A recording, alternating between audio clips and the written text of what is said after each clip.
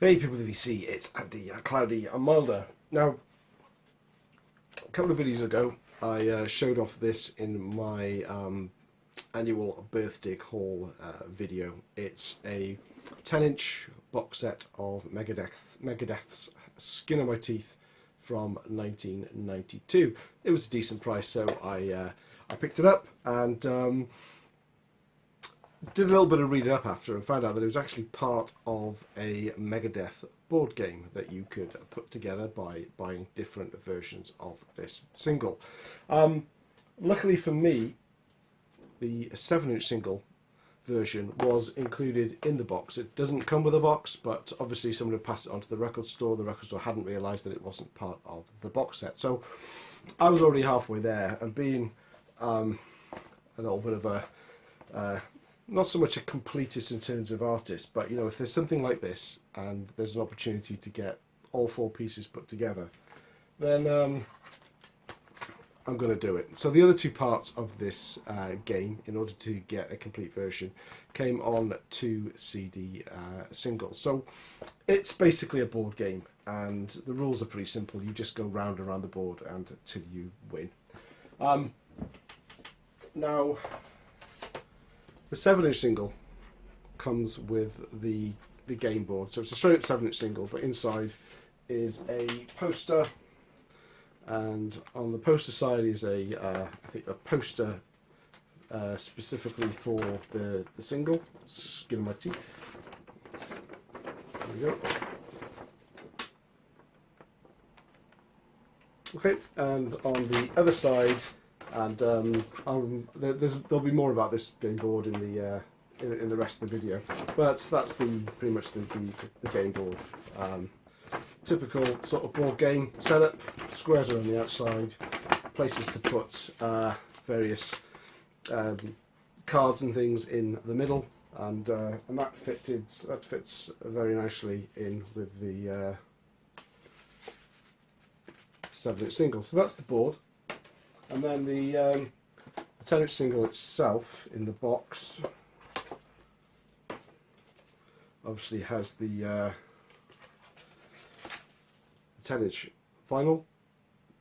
I'm going to come back to that actually, because there's something else on there that's interesting. And also, as I mentioned, in the middle of the board you put some various game cards, and there's this. It's a bit fragile because all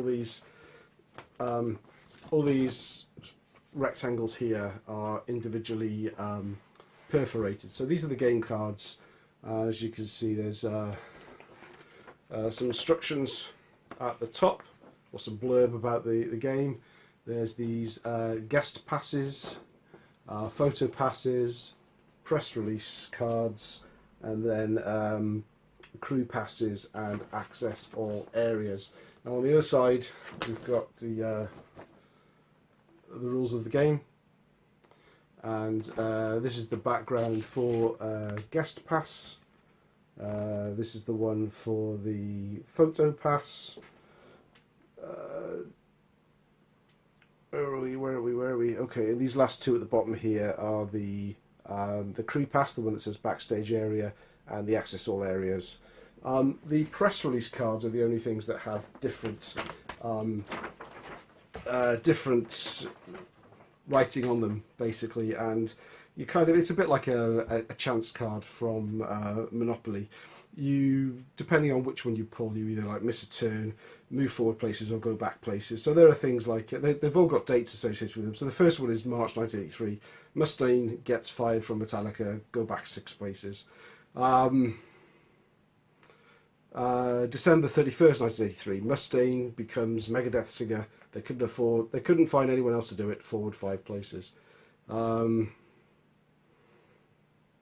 November 1990, Rust in Peace is released and enters the UK chart at number 8, go forward 4 places. This is actually this whole 4 single setup was just a UK only release. December 1987, Megadeth played Leeds, a Christmas on Earth festival, and filmed footage for Anarchy in the UK video, forward 4 places. There's not too many backs. You know, obviously they're celebrating the success of Megadeth, but what are the other backs? Let's have a look at this. We've got start recording P-Cells, but Megadeth have to take it in turn to live at the studios as they are broke back 6 places. So it's really kind of fun and cool, and I have to be really careful when I fold this back together because I don't want it to I don't want the cards to split up. In fact, I'm just going to put this over here.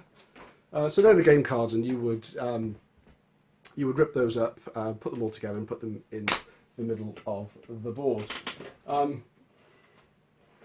Now, how do you move around the board? You need some kind of spinner. Well, this CD single of Skin of My Teeth, picture CD version, it comes with the spinner and a couple of game counters to move around the board.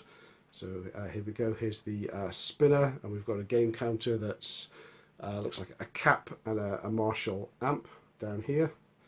So it's your typical spinner. You've got 1 to 6 and a special Blagger Pass section up there as well.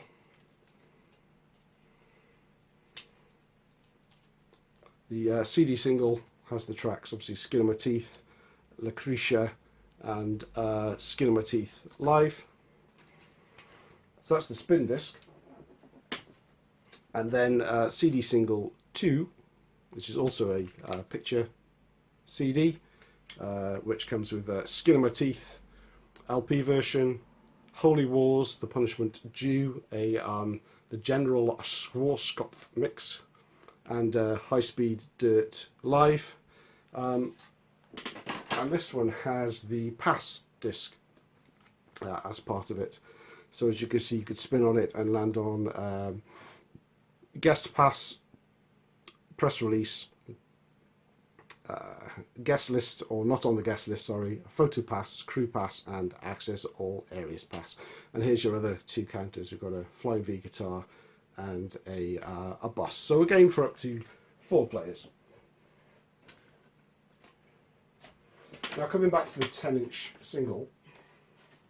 So that's all the game pieces. So you've seen the board, you've seen the cards, you've seen the counters, and you've seen the pass and the spin disc. Now what about the instructions? Well, I could read them out from the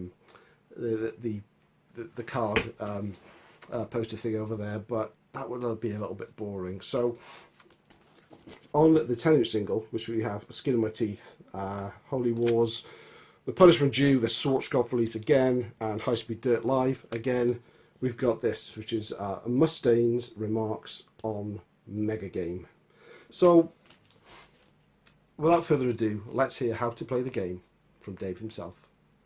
Okay, this is Dave, and I'm going to tell you how to play the game. It starts off, it says the player with the longest hair or the biggest Megadeth collection goes first, and then the dude or dudette on his or her left is next.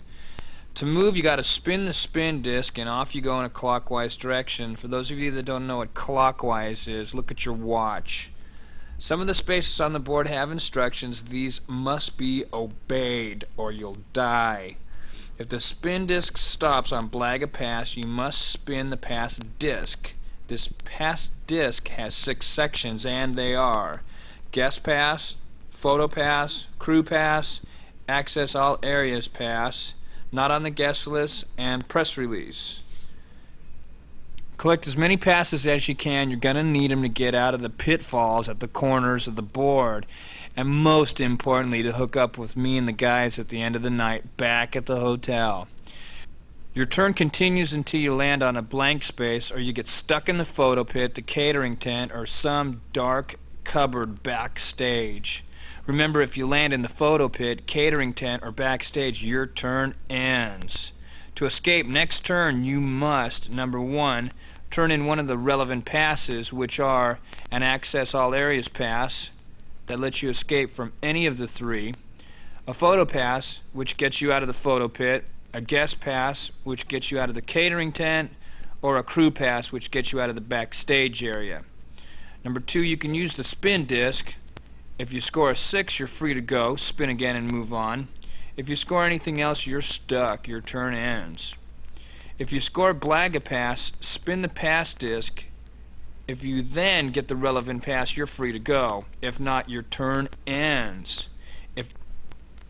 If your spin lands on press release, I say it's okay, you can go.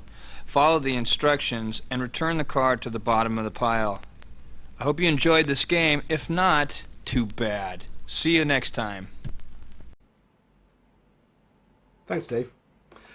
There you have it, the Megadeth board game, a four-part game that was released in the UK only in 1992 on Capitol Records, comprising of 10-inch single, 7-inch single, and 2 CD singles. I've never seen anything quite like this before. Have any of you played the Megadeth game, or are there any other bands that have done something quite as pointless as this before? I don't know. It was a lot of fun learning about this game and finding the parts and telling you all about it. Let me know your thoughts. Thanks for watching. Bosh.